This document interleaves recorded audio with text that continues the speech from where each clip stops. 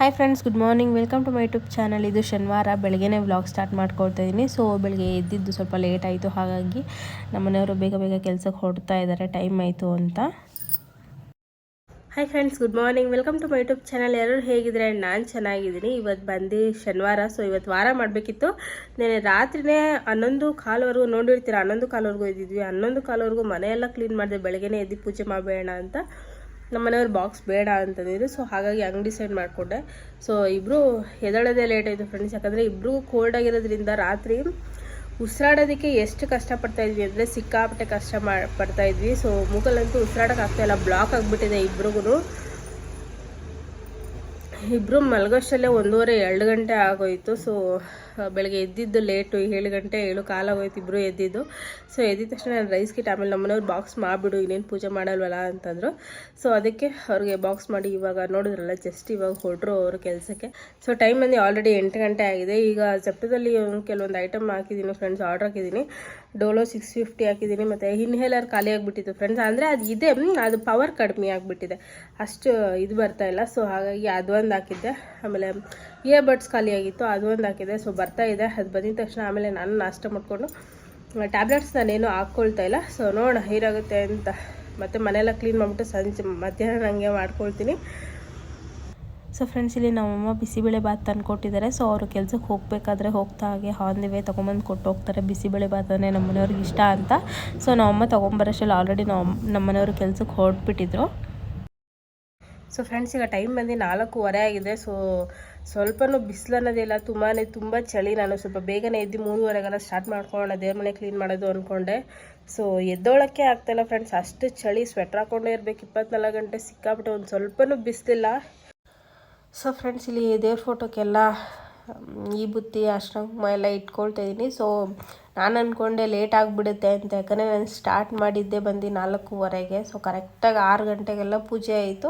So ಅದೇ ನೆಮ್ಮದಿ, ಎಲ್ಲ ನೀಟಾಗಿ ಮಾಡ್ಕೊಂಡು ಕ್ಲೀನ್ ಮಾಡ್ಕೊಂಡು ಪೂಜೆ ಮಾಡಿದ್ದಕ್ಕೆ. ಸೊ ಇಷ್ಟು ದಿನ ಆಗಿದ್ದರೆ ನಾನು ಹಾಲಲ್ಲಿ ಕೆಳಗಡೆ ಕೂತ್ಕೊಂಡೆ ಮಾಡ್ಕೊಳ್ತಾ ಇದ್ದೆ ಈ ಥರ ಎಲ್ಲ. ಬಟ್ ಇವಾಗ ಚಳಿ ಆಗಿರೋದ್ರಿಂದ ಟೈಮ್ ಕೂಡ ಇಲ್ಲ ಅಂದ್ಕೊಂಡು ಸೊ ಕಿಚನಲ್ಲೇ ಮೇಲೆ ಕ್ಲೀನ್ ಮಾಡ್ಕೊಳ್ಳೋಣ ಅಂದ್ಕೊಂಡು ಎಲ್ಲ ರೆಡಿ ಮಾಡ್ಕೊಳ್ತಾ ಇದ್ದೀನಿ. ಸೊ ದೇವ್ರ ಫೋಟೋಗೆಲ್ಲ ಅರ್ಶಿನ ಕುಂಕುಮ ಈ ಬುತ್ತಿ ಎಲ್ಲ ಇಟ್ಟಿದ್ದಾಯಿತು. ಸೊ ಈ ಥರ ಒಂದು ದೊಡ್ಡ ತಟ್ಟೆಯಲ್ಲಿ ಈ ಬುತ್ತಿ, ಗಂಧ, ಅರ್ಶಿನ ಕುಂಕುಮ ಎಲ್ಲ ಮಿಕ್ಸ್ ಮಾಡಿ ಇಟ್ಕೊಂಡ್ಬಿಡ್ತೀನಿ. ಸೊ ಆಗ ಎಲ್ಲದಕ್ಕೂ ಇಡೋದಕ್ಕೆ ಸರಿ ಹೋಗುತ್ತೆ. ಸೊ ಆಮೇಲೆ ಇಲ್ಲಿ ರಾಯರಿಗೆ ಬಂದು ನಾನು ಅರ್ಶಿನ ಕುಂಕುಮ ಏನೂ ಇಡೋದಿಲ್ಲ ಫ್ರೆಂಡ್ಸ್, ಬರೀ ಗಂಧನೇ ಇಡ್ತೀನಲ್ಲ. ಸೊ ಅದಕ್ಕೆ ಮಾತ್ರ ಗಂಧ ಕಳಿಸ್ಕೊಂಡಿರ್ತೀನಿ ಅಷ್ಟೇ. ಸೊ ಫೈನಲಿ ಫೋಟೋಗೆಲ್ಲ ರೆಡಿ ಮಾಡ್ಕೊಂಡಿದ್ದಾಯಿತು. ಆಮೇಲೆ ಪೂಜೆ ಸಾಮಾನಿಗೂ ಕೂಡ ಎಲ್ಲ ಅರ್ಶಿನ ಕುಂಕುಮ ಇಟ್ಕೊಳ್ತಿದ್ದೀನಿ. ಆಮೇಲೆ ಬಾಗಿಲಿಗೆ, ಹೊಸ್ಲಿಗೆ ಎಲ್ಲ ರೆಡಿ ಮಾಡಿಕೊಂಡೆ. ದೇವ್ರ ಮನೆ ಈ ಥರ ರೆಡಿ ಮಾಡ್ಕೊಂಡಿದ್ದೀನಿ. ಸೊ ಬಾಗಿಲಿಗೂ ಈ ಥರ ರೆಡಿ ಮಾಡ್ಕೊಂಡಿದ್ದೀನಿ. ಸೊ ಆಮೇಲೆ ಪೂಜೆ ಮಾಡ್ಕೊಂಡು ಅಂದ್ಬಿಟ್ಟು ಕರೆಕ್ಟಾಗಿ 6 ಗಂಟೆಗೆಲ್ಲ ಪೂಜೆ ಮುಗಿಸ್ಕೊಳ್ತಾಯಿದ್ದೀನಿ ಫ್ರೆಂಡ್ಸ್. ತುಂಬ ಖುಷಿ ಆಯಿತು. ಸೊ ಇನ್ನೊಂದೇನು ಅಂದರೆ, ಪೂಜೆ ಮಾಡಬೇಕಾದ್ರೆ ನನಗೆ ಈ ಥರ ಹಣ್ಣುಗಳೇನಾದರೂ ಇಟ್ಟು ಮಾಡ್ಬೇಕನ್ಸುತ್ತೆ. ಬಟ್ ಕೆಲವೊಂದೊಂದು ಸತಿ ಮರ್ತೋಗ್ತೀನಿ ಇದ್ದರೂ ಇಡೋದಕ್ಕೆ, ಯಾಕಂದರೆ ಟೈಮ್ ಆಗೋಗ್ತಾ ಇರುತ್ತೆ ಬೇಗ ಪೂಜೆ ಮುಗಿಸ್ಕೊಳ್ಬೇಕು ಅಂತ. ಸೊ ಹಾಗಾಗಿ ಇವತ್ತು ಬೇಗನೆ ಆಯ್ತಲ್ಲ, ಇನ್ನೂ ಟೈಮ್ ಇತ್ತು ಅಂತ ಎಲೆ ಅಡಿಕೆ, ಬಾಳೆಹಣ್ಣೆಲ್ಲ ಇಟ್ಟಿದ್ದೆ. ಸೊ ಆಮೇಲೆ ಪೂಜೆ ಕೂಡ ಮುಗಿಸ್ಕೊಂಡೆ. ಸೊ ಕರೆಕ್ಟಾಗಿ 6 ಗಂಟೆ 5 ನಿಮಿಷಕ್ಕೆಲ್ಲ ಪೂಜೆ ಮುಗಿದಿತ್ತು ಫ್ರೆಂಡ್ಸ್. ದೇವ್ರ ಮನೆ ಈ ಥರ ರೆಡಿ ಮಾಡ್ಕೊಂಡಿದ್ದೀನಿ. ಸೊ ನನಗೆ ಬಾಗಿಲು ತುಂಬ ಇಷ್ಟ ಆಗ್ತಿತ್ತು ಫ್ರೆಂಡ್ಸ್, ನಾನು ಇದು ಮಾಡ್ಕೊಂಡಿದ್ದು. ಸೊ ಆಮೇಲೆ ಹಾಗೆ ಗೋರಿಕಾಯಿ ಸಾಂಬಾರು ಮಾಡೋಣ ಅಂದ್ಕೊಂಡು ತೊಗರಿಬೇಳೆ, ಅರಿಶಿನ, ಉಪ್ಪು, ಗೋರಿಕಾಯಿ ಇದಿಷ್ಟು ಕಟ್ ಮಾಡಿ 2 ವಿಸಿಲ್ ಕೂಗಿಸ್ಕೊಳ್ತಾ ಇದ್ದೀನಿ. ಸೊ ಆಮೇಲೆ ಇಲ್ಲಿ ಒಗ್ಗರಣೆಗೆ ಒಂದು ಪಾತ್ರೆ ಇಟ್ಕೊಂಡು ಎಣ್ಣೆ, ಸಾಸಿವೆ, ಆಮೇಲೆ ಮಸಾಲೆ ರುಬ್ಕೊಳ್ಬೇಕು ಫ್ರೆಂಡ್ಸ್. ಅದೇನೂ ಇಲ್ಲ, ಈರುಳ್ಳಿ, ಬೆಳ್ಳುಳ್ಳಿ, ತೆಂಗಿನಕಾಯಿ, ಕೊತ್ತಂಬರಿ, ಸಾಂಬಾರು ಪುಡಿ ಇದಿಷ್ಟು ಹಾಕಿ ರುಬ್ಕೊಂಡಿರಬೇಕು. ಸೊ ಅದು ರುಬ್ಕೊಂಡಿರೋದನ್ನು ಹಾಕಿ ಇಲ್ಲಿ ಒಂದು ಸ್ವಲ್ಪ ಹೊತ್ತು ಬೇಯಿಸ್ಕೊಳ್ತಾ ಇದ್ದೀನಿ, ಹಸಿದೆ. ಸೊ ಆಮೇಲೆ ಬೇಯಿಸ್ಕೊಂಡಿದ್ನಲ್ಲ ತೊಗರಿಬೇಳೆ ಮತ್ತು ಗೋರಿಕಾಯಿ, ಅದನ್ನು ಹಾಕ್ಕೊಂಡು ಕುದಿಸ್ಕೊಳ್ಳೋದು. ಸೊ ಅದನ್ನು ಕುದಿಯೋದಕ್ಕೆ ಇಟ್ಬಿಟ್ಟು ಪಾತ್ರೆಗಳು ಕೂಡ ಇತ್ತಲ್ಲ ಫ್ರೆಂಡ್ಸ್, ಒಂದು ಸ್ವಲ್ಪ ಅದನ್ನೇ ತೊಳ್ಕೊಳ್ತಾ ಇದ್ದೀನಿ. ಅದೇ ನಾನು ಮುಂಚೆ ಹೇಳ್ದಂಗೆ ಈ ನಡುವೆ. ಸೊ ಒಂದು ಸ್ವಲ್ಪ ಬಿದ್ದಿದ ತಕ್ಷಣ ಪಾತ್ರೆಗಳು ತೊಳ್ಕೊಂಬಿಡ್ತೀನಿ. ಸೊ ಜಾಸ್ತಿ ಆದರೆ ತೊಳ್ಕೊಳ್ಳೋಕೆ ಕಷ್ಟ ಆಗುತ್ತೆ, ಅದು ಈಗ ಚಳಿ ಬೇರೆ. ಈಗ ಬಂದು ಟೈಮ್ ಬಂದು 7 ಗಂಟೆ ಆಗಿದೆ, ಇವಾಗಲೇ ತೊಳ್ಕೊಂಬಿಡ್ತೀನಿ. ರಾತ್ರಿಗಂದರೆ ಸಿಕ್ಕಾಪಟ್ಟೆ ಚಳಿ ಇರುತ್ತೆ ಫ್ರೆಂಡ್ಸ್, ಆಗೋದಿಲ್ಲ ಆ ಚಳಿಯಲ್ಲಿ, ತಣ್ಣಗಿರುತ್ತೆ.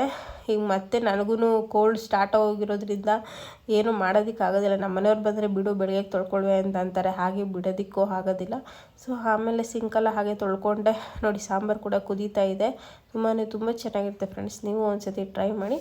ಆಮೇಲೆ ಸಾಂಬಾರೆಲ್ಲ ಮಾಡೋಷ್ಟರಲ್ಲಿ ಇಲ್ಲಿ ನೀರು ಖಾಲಿಯಾಗಿತ್ತು ಫ್ರೆಂಡ್ಸ್, ಸೊಂಪಲ್ಲಿ. ಅವರು ಬಂದಿದ್ರು ನೀರು ತೊಗೊಂಡು. ಸೊ ಸೊಂಪಿಗೆ ನೀರು ಬಿಟ್ಟಿದ್ದೆ. ಮ್ಯಾಕ್ಸಿ ನೋಡಿ ಇಲ್ಲೇ ಇದ್ದಾನೆ. ಯಾರಾದರೂ ಮನೆ ಹತ್ರ ಬಂದುಬಿಟ್ರೆ ಗೇಟ್ ಹಾಕೇ ಇರಬೇಕು. ಗೇಟ್ ಏನಾದರೂ ತೆಗೆದುಬಿಟ್ರೆ ಬಂದು ಬಾಗಿಲಿಗೆ ಅಡ್ಡ ನಿಂತ್ಕೊಂಡ್ಬಿಡ್ತಾನೆ, ಯಾರೂ ಒಳಗಡೆ ಬರಬಾರ್ದು ಅಂತ. ಸೊ ಆಮೇಲೆ ನೀರೆಲ್ಲ ಒಡ್ಸಿದ್ದಾಯಿತು. ಆಮೇಲೆ ನಮ್ಮ ಮನೆಯವರು ಕೂಡ ಬಂದರು. ಮೊಟ್ಟೆ ಇತ್ತಲ್ಲ, ಮೊಟ್ಟೆ ಕೂಡ ಬೇಯಕ್ಕೆ ಇಟ್ಟಿದ್ದೆ.